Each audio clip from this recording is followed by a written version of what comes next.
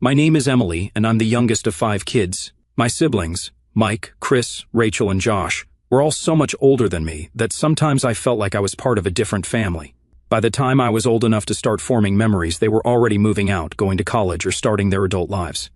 It was like I was an afterthought, a weird tag-along they had to put up with.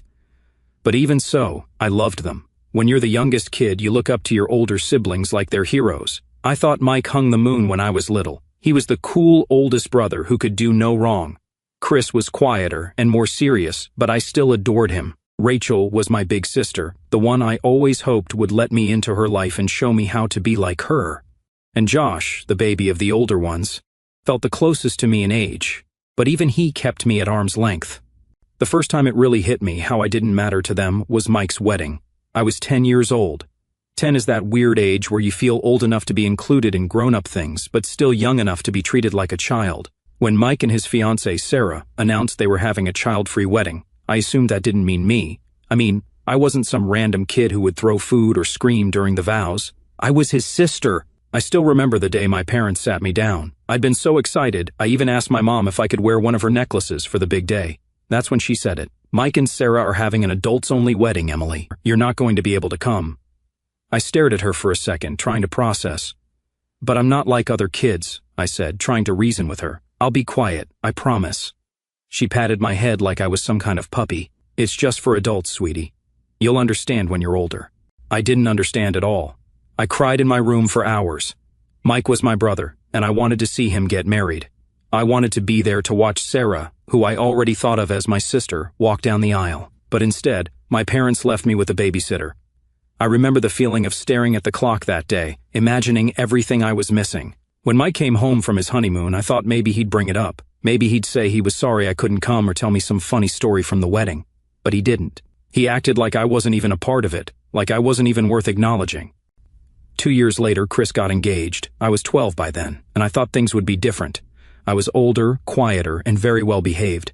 I didn't whine or cause a fuss, and I made sure everyone knew it. So, when they said his wedding was child-free too, I thought, okay, but this time I'll be invited. Nope. Once again, I got the same speech. Chris and his fiancée want the wedding to be adults only, Emily. It's not personal. Not personal, it felt personal. How could it not be personal when it happened twice? I tried not to cry this time. I was older, and I wanted to act more mature. I didn't beg or scream. I just sat quietly while my parents made their excuses. My mom even tried to comfort me. You'll have your own wedding someday, and it'll be wonderful, you'll see. But it didn't make me feel better. I was starting to realize something. My siblings didn't see me as family, at least not in the way I saw them. When Rachel got engaged, I was 15 by then. I was a full-on teenager who wanted nothing more than to feel included. At first, Rachel didn't even plan on banning kids from her wedding. She wanted everyone to come, but of course the family had to get involved. My aunts and uncles kept saying things like, "It's so refreshing to have a wedding without kids running wild, and children just make things so chaotic." Eventually, Rachel caved. The rule became no one under 16. I was 15, so close that it felt like a slap in the face. I went to Rachel and asked, "Can I just be an exception? I'm your sister. I'll be quiet, I promise." Rachel looked at me with this serious expression and said, "If I make an exception for you, what about the other kids? It wouldn't be fair." Fair? Are you kidding me? I lost it. I started yelling, "It's not fair that I can't go to any of your weddings. I'm not just some kid, I'm your sister." That's when my parents got involved. I got grounded for 6 months for disrespecting Rachel and causing drama. 6 months. I spent most of that time in my room just stewing in my anger and hurt. By the time Josh got engaged, when I was 17, I didn't even bother asking. I already knew I wouldn't be invited. Sure enough, the announcement came, child-free wedding. At that point, I was numb to it. I didn't cry, I didn't yell, and I didn't ask why. I just accepted it. But what really stung? My cousin Amanda, who had just turned 18, was invited. I heard about it through the family grapevine. Apparently, they thought 18 was the cutoff.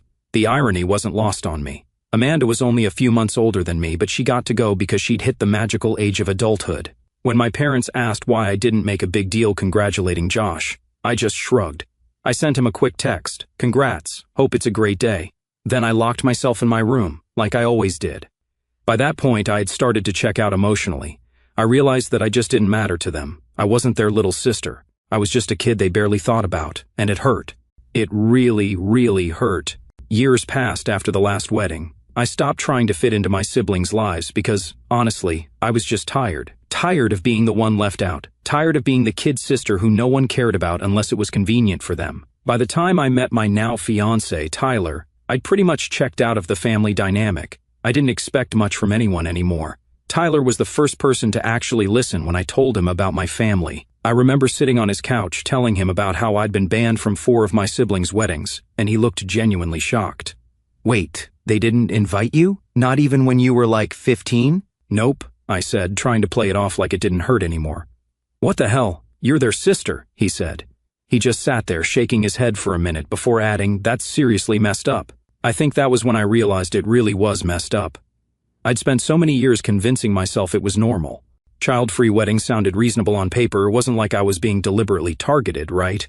But no, 4 times my family chose to exclude me. Not a single sibling thought, hey, Emily should be there. It wasn't normal.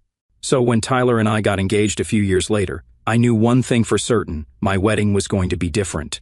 My wedding was going to be full of people who actually cared about me, people who wanted to celebrate me, not just show up because it was expected of them. That's when I made my decision. I wasn't inviting my siblings. It wasn't some big dramatic moment. I didn't write an angry letter or announce it in the family group chat. I just left them off the guest list, simple as that. I knew it would blow up eventually, but I figured I'd cross that bridge when I got there. The first sign of trouble came about 2 months before the wedding. My mom called me randomly one afternoon, acting weirdly chipper. I should have known something was up. So, Emily, she said in that voice she always used when she wanted something, how are the wedding plans coming along? Good, I said cautiously. Everything's almost done. That's great, she said, pausing for a moment before adding, your brothers and sister haven't gotten their invitations yet. Did you send them out already? My heart started pounding. I didn't want to have this conversation. Not yet. Yeah, I sent them out, I said, trying to sound casual. She didn't miss a beat. Well, they didn't get one. Maybe it got lost in the mail. I sighed. Mom, I didn't invite them. There was silence on the other end of the line, just a heavy, shocked pause. Then came the explosion. What, Emily? How could you not invite your own family, your siblings? What's wrong with you? I gripped the phone and tried to stay calm. They didn't invite me to their weddings, Mom. Not a single one of them. So, I'm returning the favor. It's fair. She sounded like I just committed a crime. That was different. You were young. They didn't mean to hurt you. I laughed bitterly. Well, it hurt anyway, and now I'm done pretending like it didn't. She started in on the guilt trip immediately. Emily, you're being spiteful. Family is family. You don't just shut them out like this. What are people going to think? And there it was. What will people think? My mom's favorite concern. I cut her off before she could say anything else. I don't care what people think, Mom. This is my wedding, and I'm only inviting people who care about me. They didn't care enough to include me in their big days, so I don't see why they deserve to be at mine. She hung up on me. I wasn't surprised. That night, the group chat blew up. It started with Rachel, being fake as usual. Hey Em, did something happen with the mail? We haven't gotten our invites yet. Then came Chris, blunt as always, what's going on? Why aren't we invited? I stared at my phone for a long time, debating whether or not to reply. Part of me wanted to lay it all out, to tell them exactly how much they'd hurt me over the years. But another part of me didn't see the point. They wouldn't get it, they never had. So, I didn't say anything. I just left the chat on read. Tyler noticed I was quiet during dinner and asked what was wrong. I showed him the messages and he shook his head. You don't owe them an explanation, Em. They made their choices. Yeah, but, I trailed off. They're going to make me out to be the bad guy. I know it. Let them, he said firmly. You know the truth. That's all that matters. The next day, my parents showed up at my apartment unannounced. I didn't even have to ask what they were there for. My mom came storming in the second I opened the door. What are you thinking, Emily? Not inviting your own siblings to your wedding? What kind of person does that? I tried to stay calm, even though my patience was wearing thin. Mom, I told you. They didn't think I was important enough to include in their weddings, so I'm not including them in mine. My dad finally spoke up, his voice stern. You're being childish, Emily. You're holding on to something that happened years ago. That's when I snapped. I was a child when they did it, Dad. I begged to be at their weddings, and they all shut me out. Don't talk to me about being childish when I was the one left crying at home 4 times. They didn't know what to say to that. My mom looked like she was about to cry, but I didn't let her guilt me this time. You can keep defending them if you want, but I'm not changing my mind. If they cared about me, they would have shown it back then. They left, furious and frustrated. Over the next few days, the messages from my siblings got nastier. Chris called me selfish. Rachel said I was ruining the family. Josh didn't even bother sugarcoating it. You're being petty, Emily. Grow up. I didn't reply to any of them. I didn't need to explain myself anymore. Tyler hugged me one night while I was scrolling through their messages and said, I'm proud of you, for standing up for yourself. And for the first time, I felt proud of myself too. After the first round of family drama, I expected things to die down. I figured they'd grumble to each other for a while, maybe complain to some distant cousins, and then move on. That's how things usually went when my family didn't get their way. But I underestimated just how big of a deal they were going to make this. It started small. Rachel, of course, couldn't resist posting a passive-aggressive status on Facebook. Family is forever, even when some people forget what that word means. I rolled my eyes so hard I thought they might get stuck. Tyler was scrolling next to me on the couch, and when I showed him the post, he shook his head. What is she, 14? Basically, I muttered, trying to brush it off. I told myself it didn't matter. I knew the truth, and I knew I wasn't doing anything wrong, but it still bugged me. It's hard not to feel hurt when your own sister goes out of her way to take shots at you publicly. It didn't stop there. Over the next few days, little jabs started showing up in our extended family group chat. I'd muted it a long time ago, but Tyler still checked his phone one afternoon and said, Emily, you might want to see this. The messages were flying. Rachel, it's so sad when family starts prioritizing petty grudges over love. Chris, I just don't understand. I thought we were better than this. And then Mike, good old I'm the eldest and I know best Mike, decided to take his shot. I never realized how much bitterness you've been holding on to, Emily. It's really sad. You're ruining relationships over something that happened years ago. I stared at the screen, my blood boiling. They didn't get it. They still didn't get it. They made it sound like I was blowing a minor issue out of proportion, as if they hadn't spent my entire life excluding me. I wanted to reply. I wanted to type out every single thing they had done and make them see how hypocritical they were being.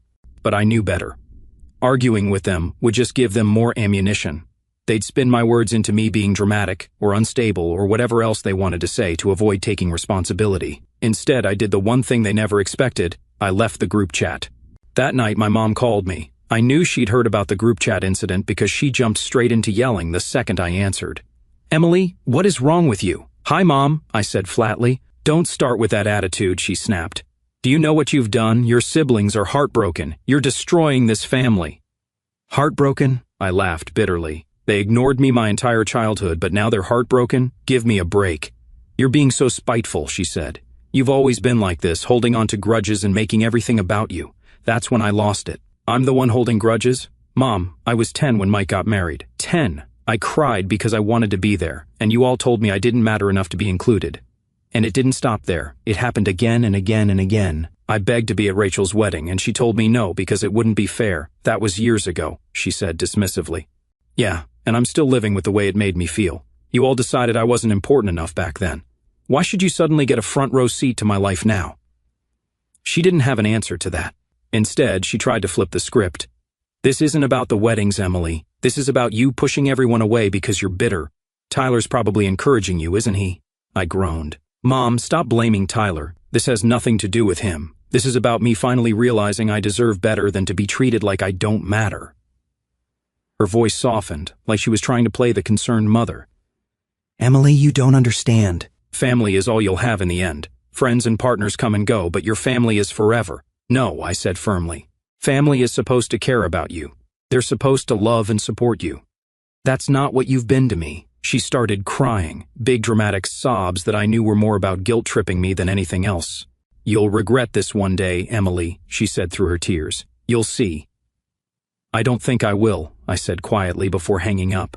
Over the next week, things got worse. I blocked Rachel and Chris on social media because I couldn't take the constant snide comments. My mom called Tyler twice, apparently hoping to talk sense into him. He didn't answer. Then Mike sent me a long email, yes, an actual email, about forgiveness and family unity. He even had the nerve to quote some Bible verse about letting go of anger. I didn't respond. Tyler and I sat down one night, and I vented about everything. It's like they're determined to pretend I'm the problem. They don't see how messed up it is that they ignored me for years and then flipped out when I finally stood up for myself. You know what it is? Tyler said. They're not mad that they weren't invited. They're mad that they don't get to control you anymore. That hit me like a punch to the gut. He was right. My whole life, my family had treated me like an afterthought, like someone they could dismiss whenever it suited them.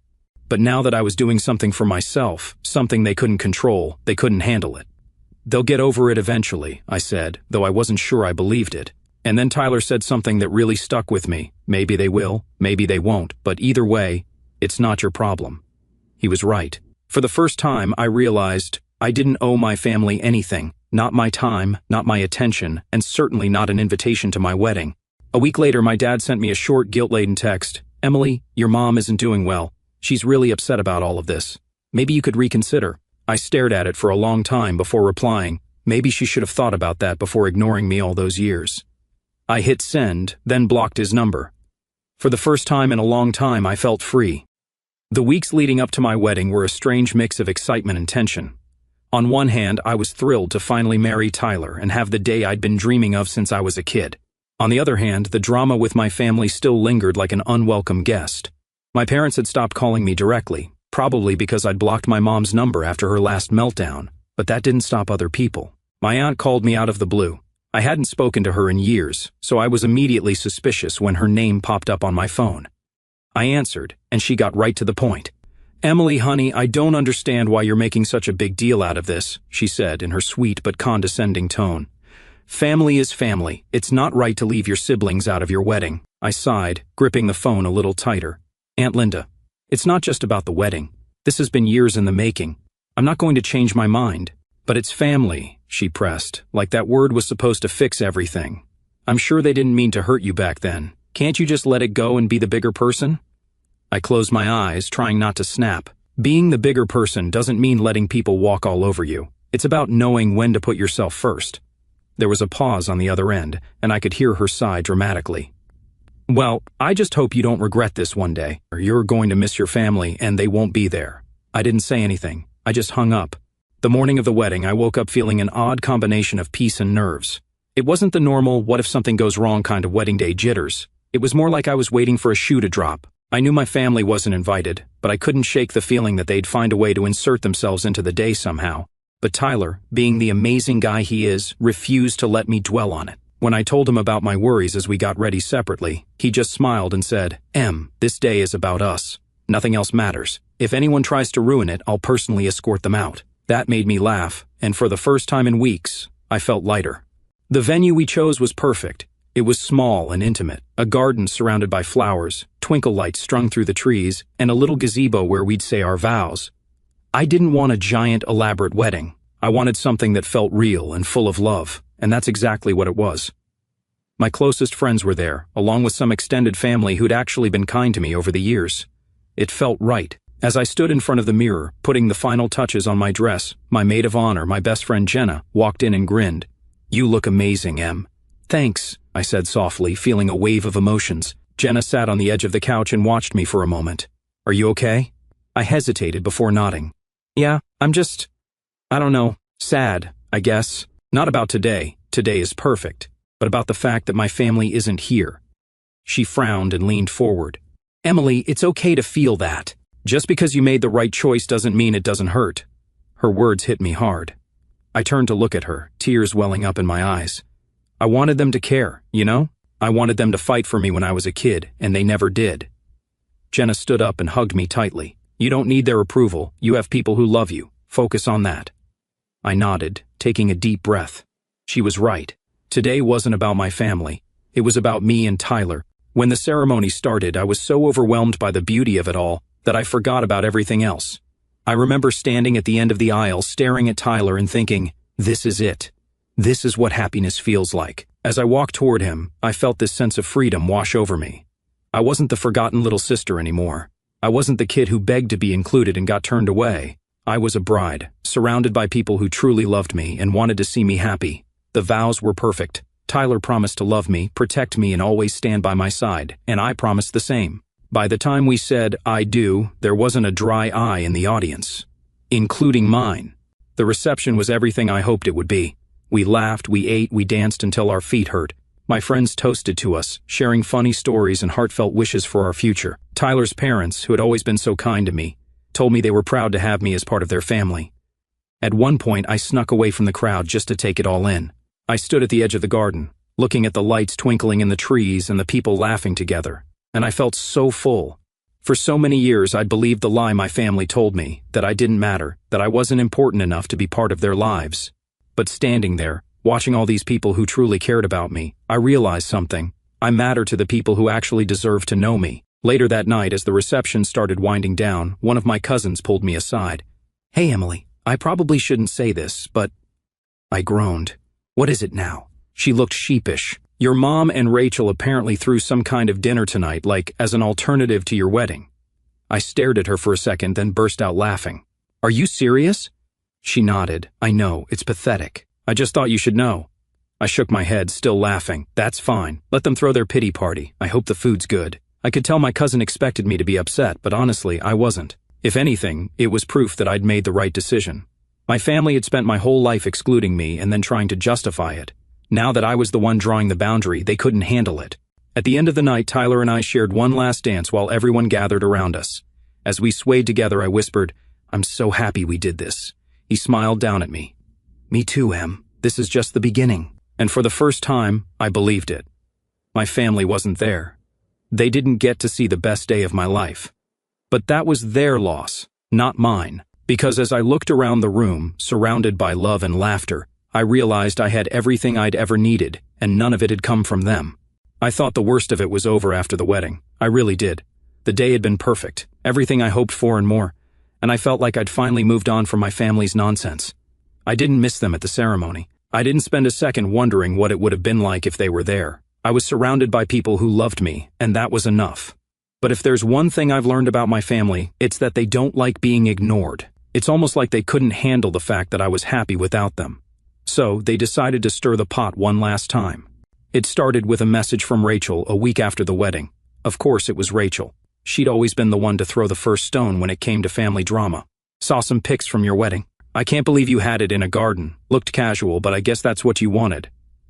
I stared at the message, stunned. She couldn't even pretend to be nice. It wasn't enough for her to just leave me alone. She had to find something to criticize. I was tempted to reply with something snarky, something about how her wedding might have been fancier, but at least mine wasn't full of fake smiles and people who didn't care about me. But I stopped myself. I didn't owe her a response. A few days later, I started getting messages from extended family members I hadn't heard from in years.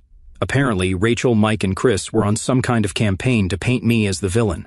My Aunt Linda, yes, the same one who tried guilt-tripping me before the wedding, sent me another message.